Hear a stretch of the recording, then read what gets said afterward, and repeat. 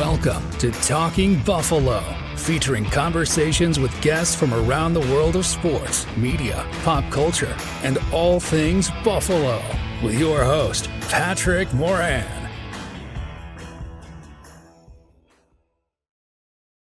All right, what is going on, everybody? How you doing? Welcome to another episode of Talking Buffalo, your weekday daily driver for Buffalo Sports Talk and more. My name is Patrick Moran. Thank you very much, as always, for watching, for listening. Whether you're watching or whether you're listening, you probably could hear a little bit of noise here in the background.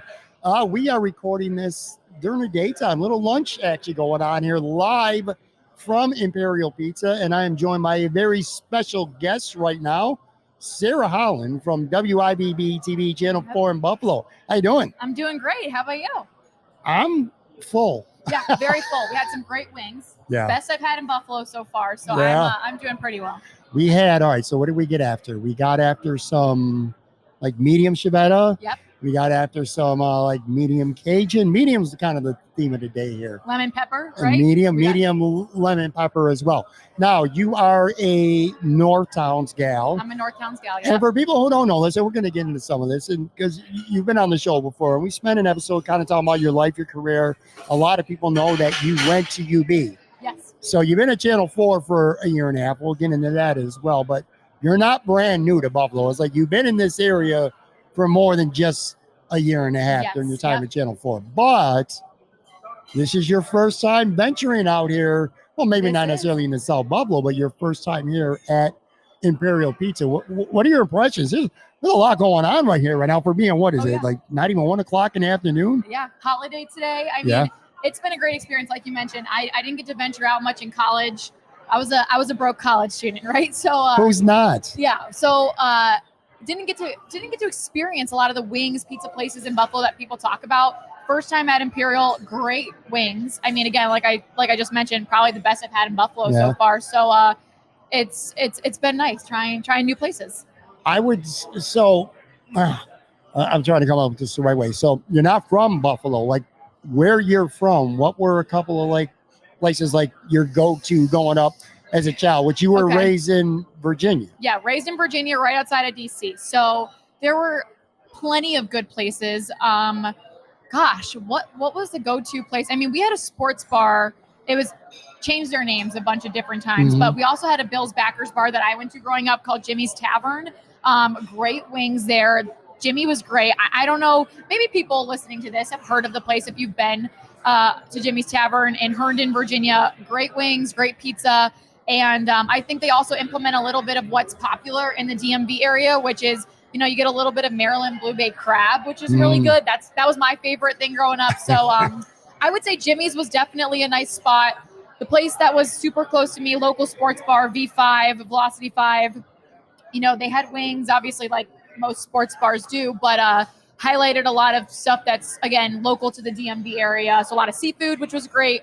But other than that, really, like, nothing sticks out to me in my head that might have been local. I'm sure I went to many great places in DC when I'd go to a Caps or Nats game or something like that. But definitely, I think the food here in Buffalo has been something that will be hard to replicate in any other city, that I might move to in my life. That's definitely going to be the one thing I remember is the food here in Buffalo is outstanding. I'll tell you what, when you're born and raised in Buffalo, like I was, you almost take what you just said for granted. And I agree with you. You're 100% right. It took for me moving to Florida and spending 5 years there to really truly understand how good food can be here in Buffalo. And like I said, when it comes to, like, neighborhood spots, Imperial Pizza in South Buffalo is, like, one of the best. This is a staple of the area. We're kind of talking about this over our wings. This is a place like almost like a utility night. Like, you could come here every night of the week and get something different, and you're going to enjoy it. It might not, well, actually, I take that back. And you'll find this out later because we're going to have some pizza before you get a skedaddle out here after this show. But, whether it's wings or fingers, they're not necessarily known for one specific thing. But there's just so many great things about this place. And like I said, Doc Sullivan's, that's kind of like the South Buffalo, like I said, the staples, the heart of this community. You mentioned the sandwiches were great, pasta, meatballs, right? Sometimes pretty diverse. Sometimes when we're sitting there and see people, the waitresses walking by with food, I'm like, That looks take really that. good. Yeah. Just deliver it right to this table, maybe. What are a couple of, like, now that you've been in Buffalo, like I said, professionally for a while, and also you went to school here, what are a couple of your go-to spots? And again, preface this by saying you haven't had a chance to have a ton of places for wings. Yeah. And you brought up a really good point, by the way. Yeah. Can I share it Yeah. about wings? Go ahead. Because you're right. Today's economy, they're so freaking expensive. Yeah. And when you get the opportunity, if you're going to go out and spend the money, you might want to get some seafood or something like that. So we're not even just talking about pizza or wing joints. Just generally speaking, you've been here long enough. Like, do you have a couple of favorite spots to go to? Yes. I think the first one that I always think of, recommend people to go to that are visiting Buffalo, like if my family is coming up, it's Brightsmith. So obviously I'm a North Towns girl, live super close to Brightsmith, and I love, I mean, their beer is great. Also, just the atmosphere is great. I love their lobster pizza. That's one of my favorite things that I've tried from there. I'm a big seafood girl, so anytime I can get seafood, I'm going to go get it. So I love Brightsmith. I also love right across the street from Brightsmith is Share. So they have little tapas that you can share. They have really good fish tacos that I love. Oysters are great there. A little bit more expensive, but again, if I'm going to go out to eat, sometimes it's going to be splurge a little bit on the seafood. But yeah, those are two places I think that immediately stick out in my mind. I've never been to Brightsmith. You've never been to Brightsmith? Oh my goodness! Nate Gary raves about that place. Marcel, who's now in Miami with ESPN, he would rave about that place. Yeah. I've never actually been there. It's so good. Yeah. You got to go. Look, if there's two things that Buffalo, and you've come to learn this, there's two things in Buffalo that people take serious. It's food and bars and drinks. Yeah. And kind of segueing into something that happened, a very sad thing earlier this week. The Old Pink on Allen Street quite literally burned to the ground overnight earlier this week. Now, you've never been there before. I'm way older, but I can tell you that I've only been there like one or two times in my life. So I'm not going to sit there and pretend like, oh my God, I can't believe this happened. I'm sad for other people who have a lot of, personal and fond memories attached to that place. Yeah. You've been a little bit surprised to see the outpouring of reaction on social media and, just in person. You guys at Channel 4, you covered this story. It was a big deal here in Buffalo. I saw it break, what was it, Monday morning, I believe. Yeah. And I mean, I feel like this is my first time in Buffalo seeing something like that happen in the outreach that it got. Obviously, again, I've never been there. So personally, there was no personal ties for me, but I had a lot of coworkers at Channel 4 that were upset, and they had considered that place, a staple that they went to. So sad for them, right? Like, I think if it was one of my favorite restaurants, I'd be upset, which is totally, makes sense, understandable. So obviously you hate to see, a place like that where so many people in Buffalo were regulars. They loved it. It was part of their history. You don't want anything like that to ever happen. And very, very sad. So they had a visual. Yeah. They had a visual for it. Loyal That is customers. wild. Some loyal people there. Yeah. When they were, because they had an emergency demolition. Yeah. There were people there, hundreds of people, like looking for bricks, and just to have some piece of that place to take with them. It was I know this much. It was not like a spot where people would go for the most part and spend all night there.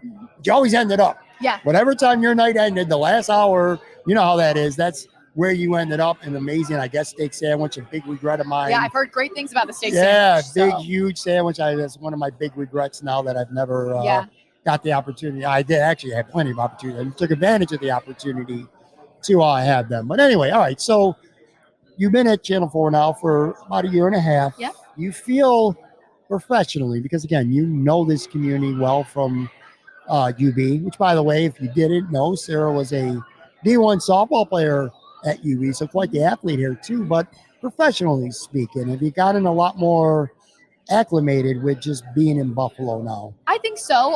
It's funny because the other day I was having a chat with a director, and he was like, have you ever gone back and watched any of your film from when you first were at Channel 4? And I was like, honestly, I think I might cringe or die a little bit inside if I did that, because again, this is my first job in the industry, and I'm so grateful and lucky to start in a market like Buffalo.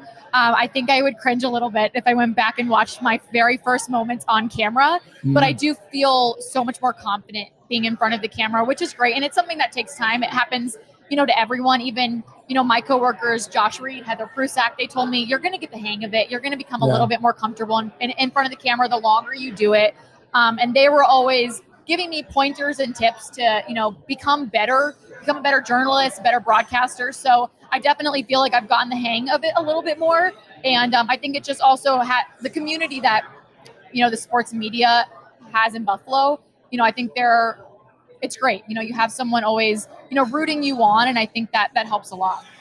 Well, you definitely learn from two very good people at Channel 4 and Josh and Heather for sure. And it's kind of funny you say that. You go back and you watch your old stuff and you get a little bit cringe. Yeah. I kind of feel like that way sometimes when I listen to some of my old podcasts. I've been doing this now for 6.5 years, and I go back the first year and a half, and I listen to some. I'm like, I really say that? Or, I could just hear the nervousness in my voice at times, which is let me ask you a question too. So you're in front of the camera all the time now. That's your comfort zone, I'm sure, at this point.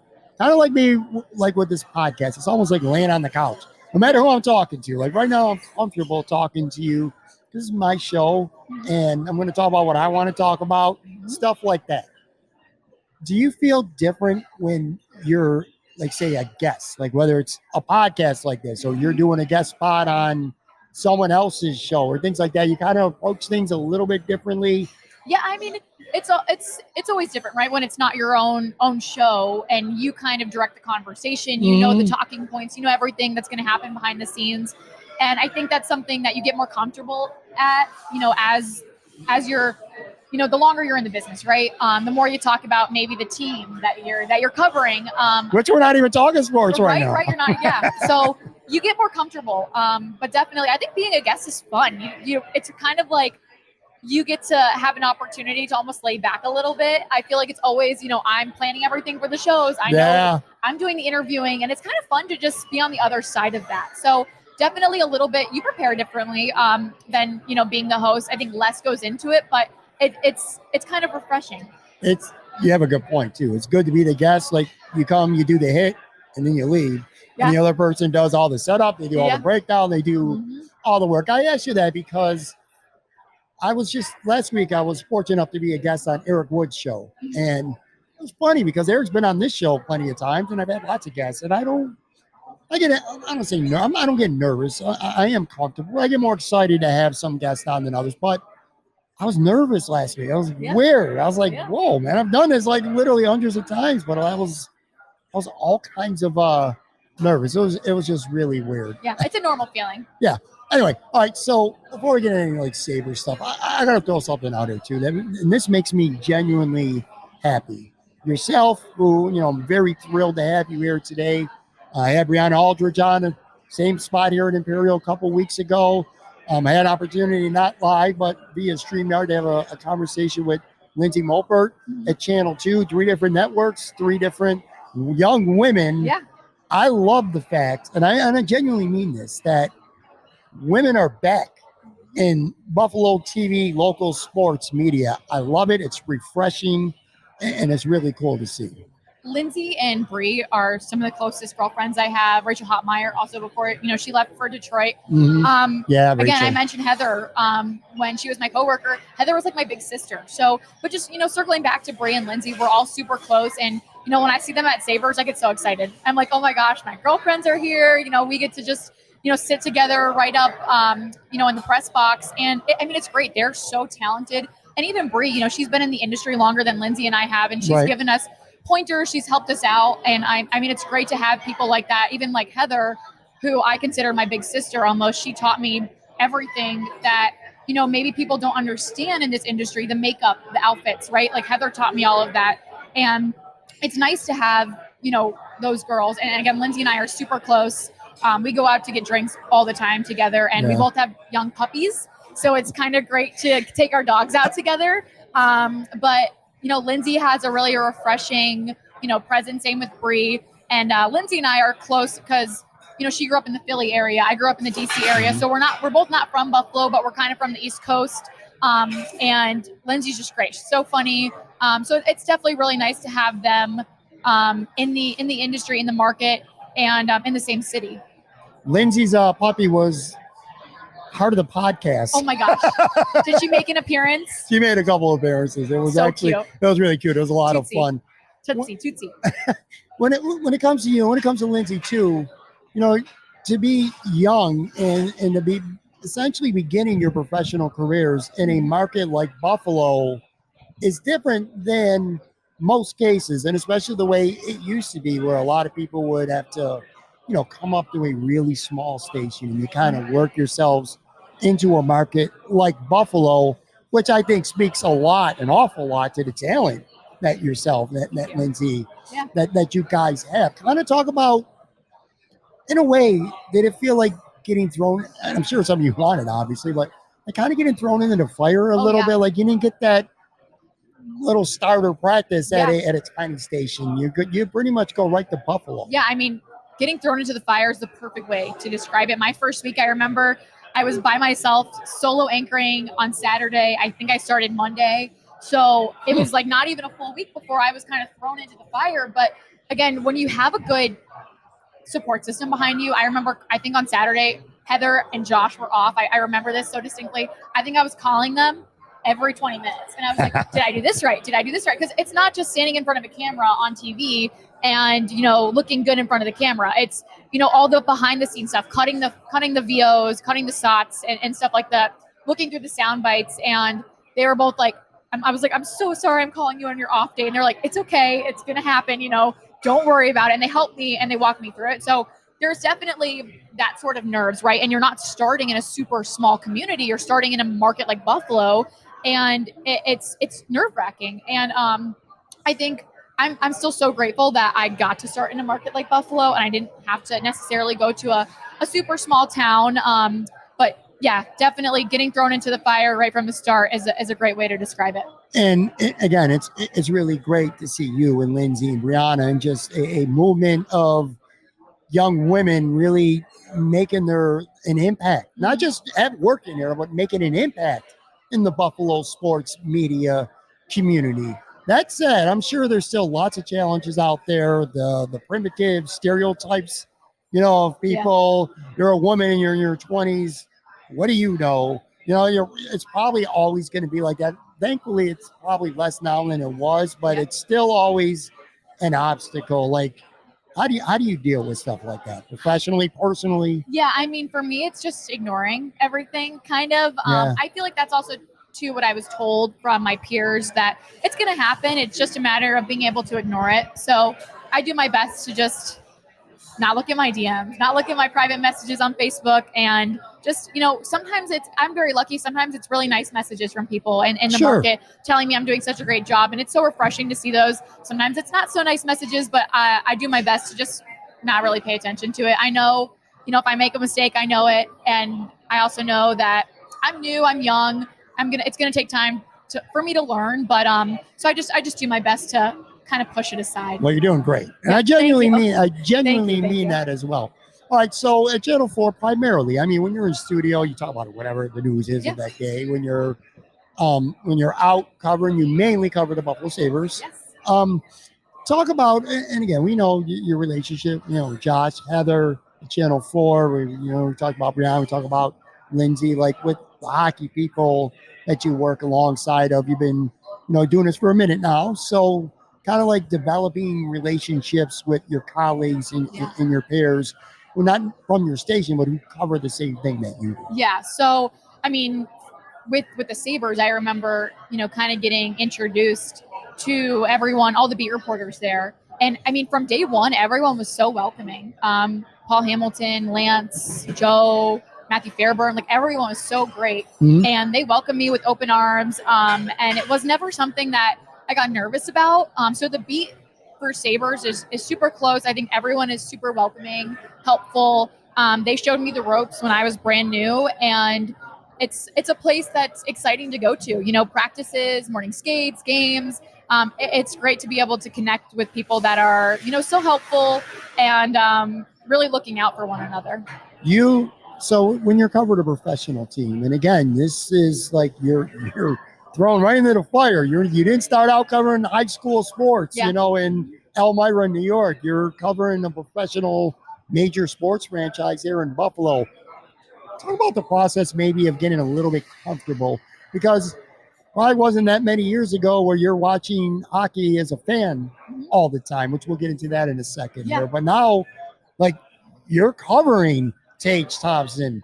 If you're covering, if you're doing something on the opponent, you might have a microphone in Connor McDavid's face, and keep Kachuk. Just players like that. The process of kind of feeling comfortable and confident in yourself doing that job. Yeah, I mean, it takes time with anything, right?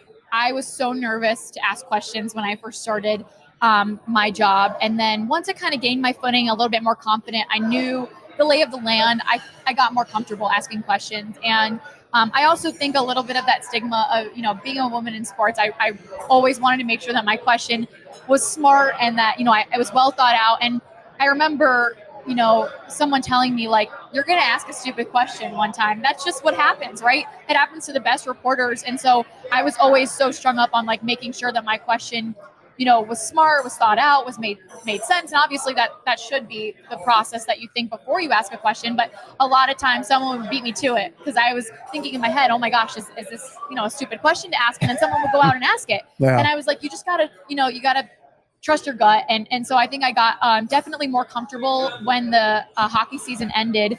But it still is such a surreal moment. I grew up a big hockey fan, and you talk about, sometimes getting to see Connor McDavid or Alex Ovechkin and being able to talk to them. One time I remember I was so mortified because I was coming into KeyBank and I have a big equipment bag that I roll, and I almost rolled right over Steven Stamkos' toe. And I was so mortified. I was like, I'm so sorry. And I was like, oh my gosh, like, you are going to break this man's toe. He already deals with so many injuries as it is. But I think it's just as you get more comfortable, as you do it longer, it doesn't become as something that's, you don't get as starstruck from it. You grew up a hockey fan. If I remember correctly, Alex is your guy, right? Ovechkin, am I correct with that? Yeah. Is it hard to not be, hard to not be a fangirl when you're at the arena and you're like, this is a guy that I grew up thinking was the greatest thing since sliced bread, and now this is kind of my job. That's part of an adjustment too, right? It definitely is. Obviously, you talk about, you're no longer a fan, right? This is your work. And I think once you start to do it for work, things change a little bit because it's like now you're working Friday, Saturday nights instead of, maybe being with your friends, you're reporting on what the Sabers are doing or who they're playing. And so you become a little bit, again, less starstruck. The more that you see these guys, the more that you're reporting on them. So I think naturally you become less of a fan. Now, when the Caps come to town, sometimes I'm like, okay, you got to tone it down a little bit. You got to be professional just because, again, I grew up watching these guys play and they were the reason why I'm in the industry that I am in now is because I think attributed to Alex Ovechkin and what he did for the sport of hockey in Northern Virginia. And so it's a surreal moment, seeing some of these guys and being able to, be in this industry. But I definitely think doing it for a job, especially now for a year and a half, it's not as, again, I don't get as starstruck when I see them. Some people might think this is a silly question. I do not. Do you think that being a former athlete yourself, and again, you were a high-level softball player, you play at a high level, like the thrills of victory, the agonies of defeat, you can relate to it. You can probably, I'm sure, through your career playing, probably relate to an athlete when they're going through their worst moment. Like, I think of last week, the U.S. Open, for an example, and Rory McIlroy gagging on 2 putts, 16 and 18, less than 4 feet, and he literally loses a major. And how he handled it, he walked right out. He didn't stay around to congratulate the winner. He didn't talk to the media. Bolted out. My first thought was like, well, that's kind of shitty. My second thought is, I don't know how I would react if that were me. But do you think, being a former athlete yourself, that maybe you might be able to relate to what somebody is feeling, whether it's the highs of highs or lowest of lows in that locker room, maybe a little bit more than somebody who was not an athlete? I think so. I also think, as an athlete, I I sympathize, you know, what you just said with other athletes, whether they lose or they win a game, they want to talk to media or they don't. And sometimes it doesn't really bother me whether or not they want to talk to us or whatever. But I think what I end up doing more is realizing that at the end of the day, these athletes are normal people. Because when I was an athlete, I never thought of myself as, you know, a big shot athlete. I mean, obviously, it might be different when you're playing for University of Alabama and you're on their football team, right, compared to, you know, playing softball at UB. But I think for me, I think of them as just humans, right? They're just like us, except they're great at their sport. So I think that helps a little bit at being, you know, kind of humanizing them a little bit more. They're great people, but at the end of the day, they're just like us. But yeah, totally. I think sometimes the way that they react can be warranted. Sometimes, you know, I think about if I just lost a game in the bottom of the 9th inning, I struck out on a terrible swing, I probably wouldn't want to talk to media. But I think that comes with, you know, maybe characters too of different people, how upset they get. So yeah, I think it can depend on the situation for sure. We are here at Imperial Pizza, 1035 Abbott Road in South Buffalo. I got to add, too, there's a second Imperial location also on Main Street. I am with Sara Holland from Channel 4. Had some good wings. You're going to try some pizza after this show is over. So I knew you were going to be here. The last thing I expected to do was have anything like Sabers newsy related to really hit on. But there are rumblings, growing rumblings. Elliot Friedman talked about it over the last couple of days that it's realistic and maybe even likely. Well, I don't want to say likely, but it's certainly realistic that the Buffalo Sabres may end up buying out Jeff Skinner's contract, which if they did, they would have to pay him 2/3 of his remaining salary over 6 years. Almost every media person, whether it was Lance, Joe, Fairburn, you name it, told me very, very unlikely, if not impossible. This was about a month or two ago that this was going to happen. Now this kind of seems like it's realistic. I'm sure you've been hearing about it. What are your thoughts? I mean, I've heard Elliot Friedman of Sportsnet talk about it a little bit and say that it's likely. And it definitely is I think a conversation that may be happening in the NHL. At first, I didn't love the idea because of really it was that 2026, 2027 season where they'd have to pay him just shy of $6.5 million. Right. He hasn't been on your team in 3 years. But the more I thought about it, I was like, you know, would you rather pay a 35-year-old Jeff Skinner $9 million, or would you rather pay him $3 million less and he hasn't been on your team? And again, I think some people argue, well, you know, in 3 years, the Sabres are going to be, you know, a regular contending playoff team. Would you really want to pay someone that money when you're maybe closer to the salary cap? You're up against the cap. I think that's definitely an argument to be said, but also, would you really want to pay a 35-year-old Jeff Skinner $9 million? Right. I think the best thing that could possibly happen is a trade. And if that doesn't happen, I'm liking the idea of a buyout more and more. Again, I didn't love the idea a month ago, right? Right. Now the rumblings, the talks of it happening have come back, and I don't hate the idea. I like Jeff Skinner. I feel like he has one of the qualities that Sabres players do not have, and that's being annoying on the ice to other teammates, or not to his teammates, but to other teams, right? Kind of a rat on the ice. Yeah, and he was voted one of the most punchable faces in the NHL. Like, you think about a guy that can get under the skin of other teams, that's Jeff Skinner. And the Sabres do not have anyone else like that. Darlene talks, Peyton Krebs talks, but you don't want Darlene doing that. Right. You don't want your top defenseman, you know, doing the dirty work for you. So I like Jeff Skinner. I think he's a great player, but I do think maybe it's time to move on from him because I think he can only really produce in your top 6. And you got plenty of guys sort of knocking on the door that may be able to produce a little bit more than Jeff Skinner in the top 6. Yeah, being a good fit on the ice and being fun off it too are 2 different things. And you're right, 100%. Other teams hate him. Other fan bases hate him. People in here in Buffalo, he's very popular. Yeah. Very funny guy, too. Yeah, and we just very, kind of very learned funny. that over this last year with the Between Two Stalls Oh my segment gosh, that he does. I loved it. Yeah. I loved So each edition that came out. that said, though, I mean, the school of thought is he's not a good defensive forward. That's obvious. You don't need to be a hockey expert. You don't need to cover the team for a living to know that, okay? So he's not a top 6 guy. Where's his fit? And you look at J.J. Peterka kind of taking over that front line or first line near the end of the season. And if Zach Benson's really ready to be a top 6 guy going forward, it's like, well, Skinner's your third liner. You don't really play much defense in a Lindy Ruff. Right. And the one thing about Jeff Skinner too is you saw it at the end of the season when John Granato put him on the third line with Peyton Krebs centering him. He can't produce unless he's got a Tage Thompson level center, right? And that's the hard thing is, would you rather have a JJ Peterka, a Zach Benson step up into that role?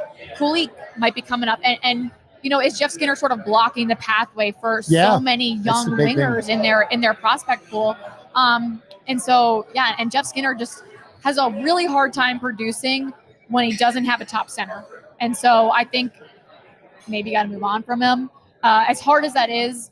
And, I've heard some rumblings too about maybe him going to Chicago, being with Connor Bedard, Chicago wanting someone that can score goals. And Jeff Skinner could score very well along Connor Bedard. But if I were Jeff Skinner, do you want to go to a team that's rebuilding? Right. You've just been with a team that's rebuilding. Played 1,000 games and he's never been in the playoffs. Yeah. And so that is crazy. If I were Jeff, I would be like, I want to go to a team that is going to make the playoffs. Just like, what Kyle Oposo said, really, like, I want to have my chance at the Stanley Cup. So if I were Jeff, and I know he has a no movement clause in his contract, so he can really block any impending trade. Sure. But I think that the smartest thing maybe that Kevin Adams could do is maybe move on from Jeff.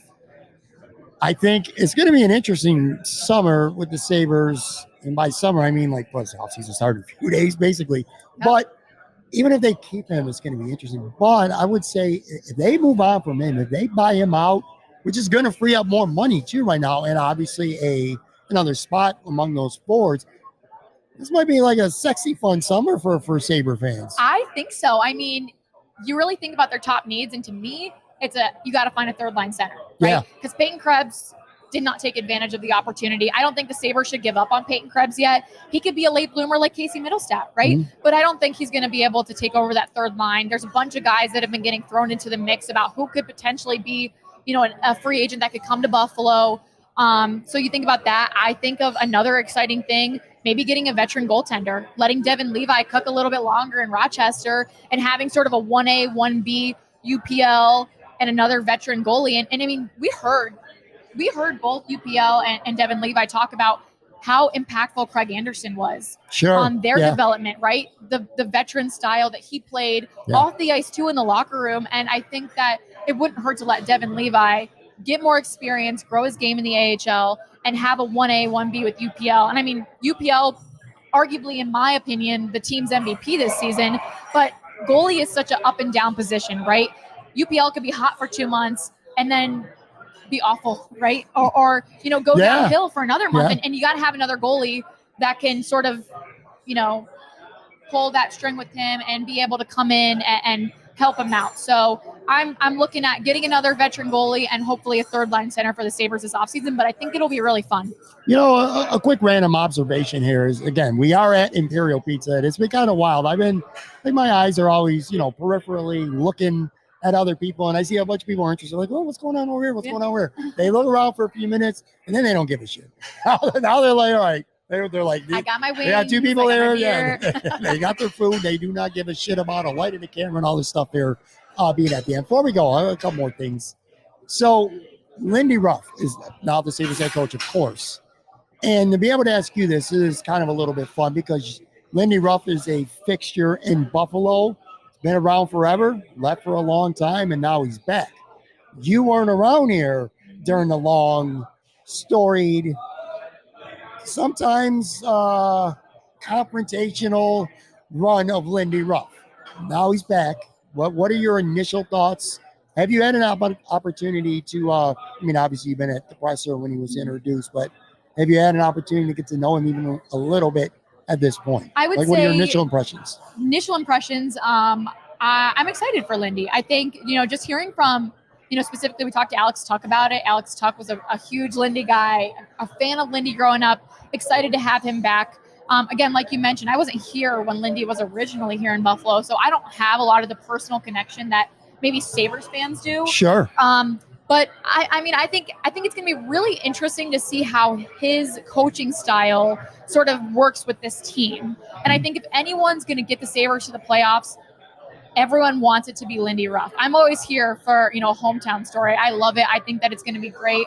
And I think Lindy's a great guy. I mean, just hearing from him in the presser, which is the last time I got to speak to him, he seems like a very personable guy, really easy to talk to. Seems like, hopefully really, good connections with the media.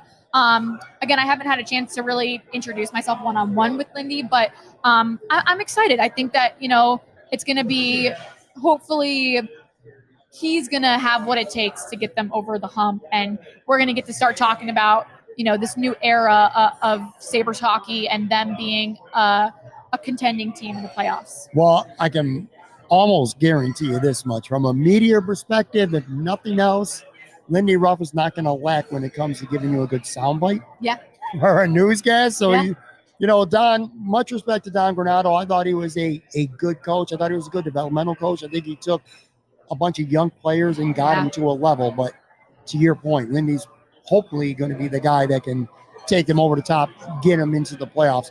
But whether he does or whether he doesn't, you're gonna have a fun time covering him because he will not lack for interesting things to say. Which we love. We love in this business. So do you get all right, so this time of year, Jeff Skinner aside, the Bills have not started camp yet. Sabers haven't played in a long time and nothing's really going on, although that's going to pick up real soon. The draft, free agency, potentially some trades. Do you find it personally a little more relaxing this time of year because you get a little more downtime, little time to relax, but you also got a job to do. The job doesn't change. You got to produce stories that people want to watch. Yep. So it could also be challenging to come up with some interesting content. I definitely think at this time of the year, we get the vacation time, right? This is when sports get to take their vacation. So that part of it's relaxing. But like you mentioned, we still got to come in, we got to fill our shows. And that can be difficult when the Bills haven't talked in a month and the Sabres have nothing going on really. But this is also the time of the year when we get to tell stories about people in Buffalo that we don't get to share when the Bills and Sabres are in season. So that's really fun because we get to do a little bit more with other sports that, again, we don't have time to share. When football starts essentially late July, when it's training camp, we're all aboard, football season in Bills and really until the Sabres end in April. So you get a couple months here where we get to share stories and it's really fun getting to, talk to other kids, whether it's, we get to share maybe local high school kids that are going off to play a sport in college or, another, other stories just around the city of Buffalo. It's a little bit, I guess, a mixture of being relaxing because you get to have your vacation, but also it's definitely harder to come up with storylines. I know as we wrap here, you got to say this almost like politically correct being a reporter, but because you got a job to do. Whether this team wins the Stanley Cup or whether they're cellar dwellers, you got a job that you got to do. But in terms of just maybe not the enjoyment of covering a team, I really hope that you get an opportunity to cover a team that's going to be good, that's going to be exciting, and that ultimately makes the playoffs because, again, you've lived there for a while. You went to school here. You've been at Channel 4 for a year and a half. One thing you have not experienced is the Buffalo Sabres in the playoffs. Yeah. And I'm telling you, and I'm sure I'm not telling you something you don't know, I'm saying I tell you anyway, the vibe, the atmosphere of this city is incredible when this team is good. Back in those days with Briere and Chris Drury and Brian Campbell when this team was a contender, Hassick, made it to the Stanley Cup. The city was electric. It'll always be a football town. Yeah. But there's a lot of hockey in this town. I will say I've heard stories. Of when the Sabres in the playoffs, how electric it was. I will say I hope, and not saying that I'm a fan and I want them to make the playoffs because I'm a fan, but I root for the team that I'm reporting on to win because it makes my job more fun. Thank you. Thank you for being honest. Thank you so much. So it's different than wanting the Sabres to win because, I'm a fan of the Buffalo Sabres and I want them to make the playoffs because I love Buffalo. It's different because I'm not a fan, but I want them to do well because reporting on a team that's winning is way more fun than reporting on a team that's losing all the time. Storylines are more fun. You get to do all these cool stories and it just makes your job so much more fun when the team you're covering is doing well. So I hope that the Sabres have a good season because I want to report on a team that goes to the playoffs, you know? And I think that that's what hopefully happens for them. I think, you know, they deserve it. They're a hardworking group of guys. And so for my job's sake, I hope that they have a good season. I can't tell you how much I respect you saying that, because I hated myself as I was framing that question, because I have to say it all the time. Well, you don't care if they win or lose, you got to do a job. Bullshit. It does matter. I don't care what anybody says. It does matter for one of the reasons, among many, but one of the reasons you said perfectly. When you do have a job to do, it is a hell of a lot easier to go into that locker room, to try to talk to Lindy Ruff, to try to talk to Tage Thompson or Rasmus Dahlin or Dylan Cousins when they're winning, when they're playing good hockey. Totally. They're much more receptive, just like not just them, any team in any sport. Yeah. They want to talk to you when they're good, when they're playing well, when they're not, and they know that they're getting called off for it. They want to, not all, but a lot of those guys want to slip out of the locker room and kind of go undetected. So props to you for having the courage to say, yeah, I want this team to be good because it'll make my job. It makes your job so much more fun when the team you're covering is good. For sure. And it could be anywhere. I could work anywhere, and I'd want the team to win because I would want my job to be fun. I'd want to be able to talk to these players and you know, not be like, okay, they're on a 9-game losing streak. You know, they're not going to want to talk to me. But it makes it easier. It makes it more fun. Sure. All right, last thing here. All right, so we had Imperial Wings. You're going to have some pizza afterwards. Again, this is one of the best places, not just in South Buffalo, in Western New York, period. We're just now at the beginning of summer, which, by the way, I told you this, normally we'd be outside taping it. It's hot and a little humid out here. I'm not going to complain, though. I hate those people who complain that it's so cold in the winter and it's freezing, and then it's too damn hot in the summer. Can't have it both ways, man. Pick your poison. I would prefer to be hot, but I'd also prefer to be inside because it's nice air conditioning going on. But anyway, we're here in the summer. It's just beginning of summer. Like, you got anything planned? Like, what are you hoping to do this summer? I will say I'm coming off 2 vacations. I went to the Outer Banks. I grew up in Virginia, so I grew up going to the Outer Banks. And then actually my boyfriend's family has a house in Canandaigua. So I just got back from the lake last weekend. Hopefully we can go out there another time. My boyfriend says that they have really good blueberry picking in August. So I'm hoping to go out there, do that. I think for a weekend, that would be really fun. Other than that, I mean, I think I'm going to be in Buffalo for pretty much the rest of the summer. So I would love to just be able, I always say this every summer, I want to do Buffalo things. Like, I want to go, I want to try restaurants. I want to do, you know, the farmers markets on the weekends. Sometimes I get caught up, you know, having to deal with my 1-year-old puppy. So there's sometimes where I'm busy doing that, but I hope that this summer I can get out and do a little bit more Buffalo stuff. Lawn fates, a bear tent. Yeah. Something like that. Yeah. You got it. That's Buffalo summer at its finest. And by the way, I got some wings to take home for your man. Yes. You'll try I love it. He's from Kenmore. I don't blow his spot up too much, but from Kenmore has never had Imperial Wings, so that's going to change. I've had it first, so I'm going to brag that I tried it first, and I'm not even from Buffalo. So follow Sara on Twitter at Sara with 2 A's, Holland, and of course check out the amazing work that she's doing over at Channel 4. This was fun, man. I like this vibe. Nice casual conversation. So fun. Packed ass house here too in Imperial. It's pretty wild here for a midweek. A lot afternoon. of Patrick Kane jerseys in here. I forgot that he's from South Buffalo. South Buffalo, yeah. Patrick Kane is religion here. Yeah, it took me a second. I was like, where are we? And then I was like, oh, yep. Clicked in my mind. He's from South Buffalo. So. They have like every single jersey of his, I think. Every single rendition of a there's at least 3 or 4 here for sure. Yeah. All right, guys, that's gonna do it. Thank you very much for watching and for listening. Till next time. Talk to you later.